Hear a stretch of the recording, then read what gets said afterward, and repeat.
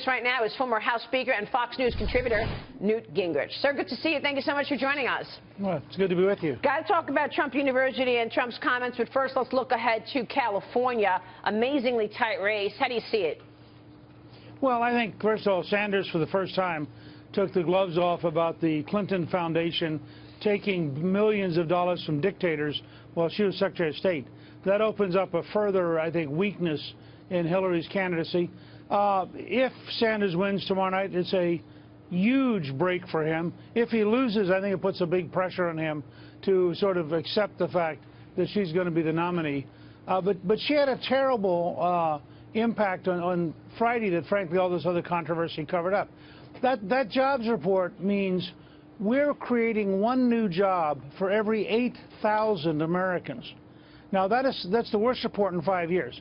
That's probably the biggest political news of last week.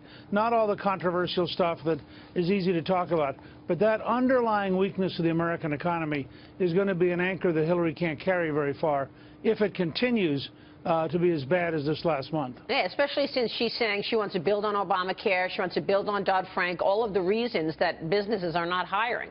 Let me ask you, Mr. Speaker, lots of controversy over the weekend surrounding Donald Trump's comments regarding the Hispanic judge presiding over the Trump University suit. You yourself called this one of the worst mistakes Trump has made yet. He responded this morning on Fox and Friends. Want to get you to react to his response. Listen to this. This case should have been thrown out on summary judgment. And if somebody else were there, this would have been thrown out on summary judgment. As far as Newt is concerned, I saw Newt. I was surprised at Newt. I thought it was inappropriate what he said. He said what you said is inappropriate. Look, he and I just have a plain-out disagreement on this.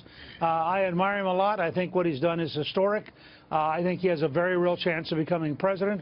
This one I happen to disagree with him on, but I don't think that's a game changer in the sense that overall he is so much better than Hillary Clinton that I think any conservative and any Republican has to be for Donald Trump. Is that straightforward? But I also think we're big boys and we're not going to agree 100%, and that's fine. That doesn't mean you break up the campaign or that you fail to be on the same team.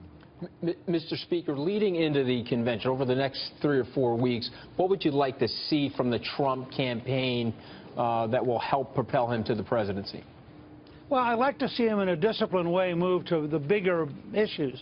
I mean, the failure to create jobs is a huge issue that affects every American, affects the economy, affects this federal deficit, affects our ability to sustain our military strength. That's a really big difference.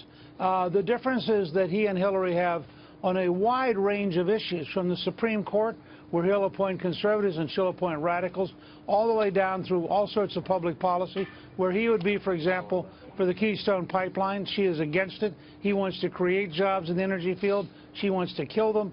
I think he has a chance here to win by a huge margin if he can elevate the campaign to the big decisions that matter in the lives of the American people. But why isn't he doing that? I mean, that was like a lob to him right there, that jobs report. He should have been all over that jobs report. And then how about her foreign policy speech? He should have come out and said, what about the Russia reset? What about the fact that ISIS got stronger on your watch? All of these things, he's not saying anything. And he's talking about the judge in the Trump University case. Look, I think he has a chance to talk about foreign policy one day this week, but I agree with you. Ideally, they should have had a speech the following day that took apart Hillary's record, because the problem for Hillary is she can do words fine. I mean, she's a bright person, but she can't do reality fine. She can't explain Libya. She can't explain Benghazi. She can't explain Syria. You mentioned the Russian reset, which is my favorite moment, where she and her staff go and get the button off a whirlpool in the hotel they're staying in. Their interpreter thinks he's painting reset in Russian. He's actually painting overcharge. The Russian foreign minister breaks up laughing. She looks like a fool. And that's the Russian reset we're supposed to be so grateful for? Mr. Speaker, you alluded to it earlier that with this weak jobs number, this could be a continuation of the Obama administration and its policies should Hillary Clinton become elected. Now, is that the biggest threat to the economy? I think you take what Dodd-Frank is doing to destroy small banks and ironically increase the biggest banks. You look at what Obamacare is doing to just kill small business. You know, Gallup reports this is the third year in a row where more small businesses are dying than are being created. Almost never happened before outside the Great Depression. And I think people should be worried because it's the rise of small businesses that generate the wealth, that create a middle class. We've had 25 million people drop out of middle-class status in the last decade. I mean, this is a tremendous problem for America. That's the level this campaign ought to be fought on, because at the level of big results, Hillary Clinton has got nothing that she can do to stop a catastrophic defeat. Newt, Mr. Speaker, it's Dagan McDowell. So you see President Obama already out there campaigning for her, clearly worried about his legacy as much, if not more, than actually getting her elected to the presidency.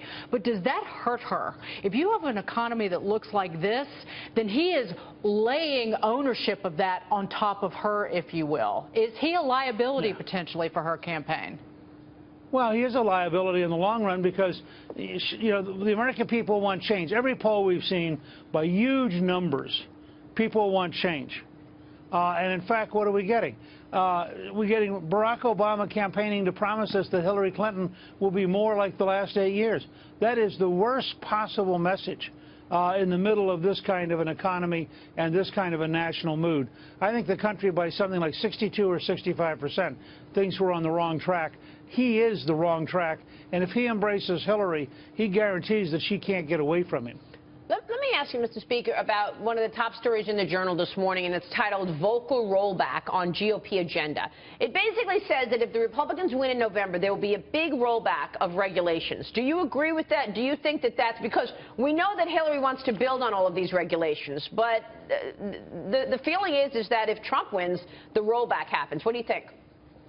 Well, look, I think that Trump has an opportunity here to dramatically reset the American economy. I think that would be the #1 goal. Obviously, he's got to build the wall with Mexico. He's promised it so much that that has to be a priority. But the real priority of a Trump administration has to be to rebuild the American economy, create jobs, give us the economic strength to remain a world leader. That's something he can be very, very good at. And I think that starts with deregulation, even more than tax cuts.